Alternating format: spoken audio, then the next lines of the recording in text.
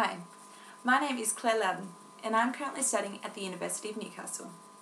I am studying psychology and the focus of today's presentation will be exactly that, psychology. Within psychology we're going to be looking at an area that I'm particularly interested in, known as neuropsychology. Neuropsychology has a focus on impairment and dysfunctions of the brain.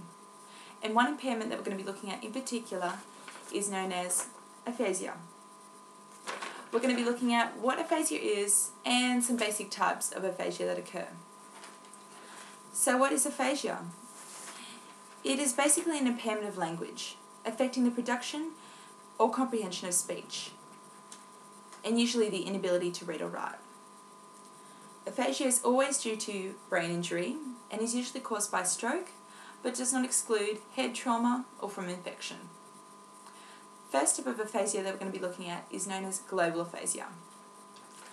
This is the most severe form of aphasia.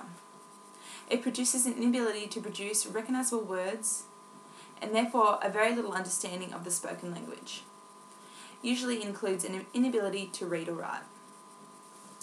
Second form of aphasia is Broca's aphasia that we're going to focus on. This is where the patient cannot speak, but they can still have an understanding of what objects and their functions are. So they could understand that that is a chair and what you do with the chair and how you would use it. But they would have the inability to be able to verbalize that and communicate the idea and the appropriate word behind it. The third type that we're going to be looking at is known as Wernicke's aphasia. This is basically the opposite effect of Broca's.